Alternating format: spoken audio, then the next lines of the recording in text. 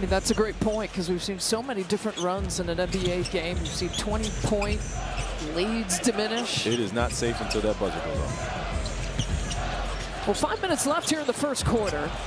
Ryan Rollins trying to force the pass inside.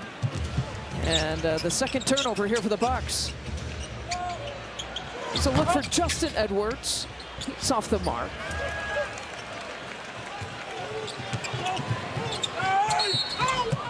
Kyle Kuzma again attacking. And the Bucks still trying to hunt down their first three-point man. Gary Trent Jr., Cole Anthony, and Jericho Sims. There you are, adding fresh bodies to a team that should have tired legs. And even coming off, this is a second game of a back-to-back here for the Sixers. They lost to Toronto last night in South Philly. Lost to Toronto 121-112. So, I mean, but that's the maturity and just the growth of, you know, Tyrese Maxey. Look at his numbers, you know, points are up there, field goal. He said even like in his first couple of years, he wasn't shooting great in games. He was like 27, 28%. But he said he was making his shots at practice. And so I knew that he could be a shooter and a scorer way back then. And a lot of it just comes with confidence. He's the type of guy that's going to put in the work. And once you put in the work over and over and over, regardless of the results, when you then start to see those, you know, the sky's the limit, as we can see. Yeah, that's the other thing Doc said. You know, a worker. Here's that worker shooting his first three ball. I feel like we just talked that up right now. Yeah. Maybe we should stop talking about Tyrese. He doesn't work at all. I see what you're doing there. 7 points here for Tyrese. Bobby Portis mid-range. Got to have a different mentality, am I right, Wesley, when you go from off the bench to a starter like Bobby's doing here tonight? Absolutely, guys that is afraid of anything. He's going to compete, and he believes every single night that he is one of the best players on the court. Jericho Sims with his first rebound. And Sims will get some added time. Actually started the second half against Cleveland when Giannis went out on Monday. Cleveland is one of the biggest teams in the league, so no surprise the Bucks had to counter with some size. And he just brings a different element. I mean, his strength, his ability to get on the rim, his speed. He can really impact games. Yeah, Gary Trent Jr. steps it back. Interesting to see what his kind of production, if that can rise here in the next 1 to 2 weeks. Tyrese Maxey. Position, especially when you're thrown in the fire, but he's been handling it well. He's always been a student of the game. He's a fast learner, and we need him to be like this, Lisa. Yeah, and the Bucks are fortunate to have those two options, right? Cole Anthony right now is the guy who's in. What do you think that the Bucks are missing the most with the Kevin Porter Jr. injury? Oh, Peterico! Chuck Peterico throws it down. I think a guy that is fearless.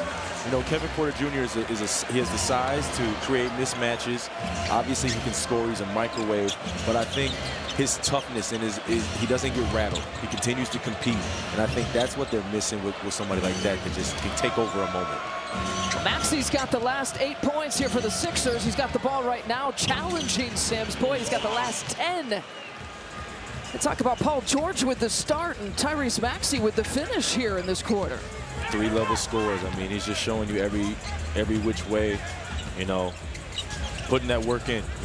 He shows it every single night. Now, combined, the two have the 21 of the 23 first quarter points, and that lack of three-point shooting. The Bucks still trying to hunt down that first three-point make. Hey, the Badgers return to Fiserv Forum on Friday. I should have you read this, Wesley, being a huge Badger fan yourself, they return at 3 a.m. Never mind, I'll finish it. December 19th to compete in the Milwaukee Hoop Showdown against Villanova. Don't miss a night of a must-see men's collegiate basketball. Go to fiveserveforum.com. You're fired, by the way. They said you have to walk. At least in Badger promo reading.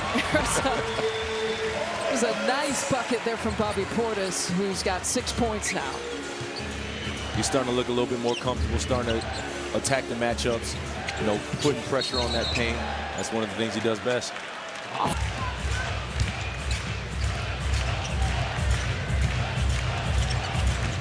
The Bucks 0 for 5 from 3.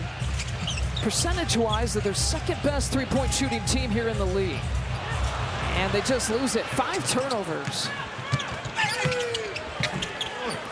And Maxey makes them pay for it. Not really like turnovers that the Sixers are forcing here right now. I mean, you've got the situation where normally Giannis would have this ball and setting the table. So it's a lot of guys trying to do maybe a little bit too much. That's a great example of it. And then, you know, adding salt to the wound with the Sixers and the points off turnovers.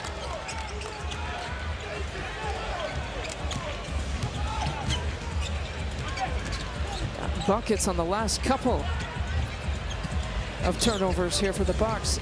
7 seconds here to shoot. With the shot clock still in play, Cole Anthony finding a wide open Gary Harris. There's the first three-pointer. Harris gets it. They started 0 for 5. And that's what they have to do. They have to absorb Philly's pressure. They're trying to pressure, they're trying to heat you up and make you do something that you're not accustomed to doing. That's typically what happens when the starter or the main best player is out of the game. They want other guys to do things they're not normally used to doing. Catch and shoot for McCain every single part. You're not supposed to get a bounce like that when you're the away team.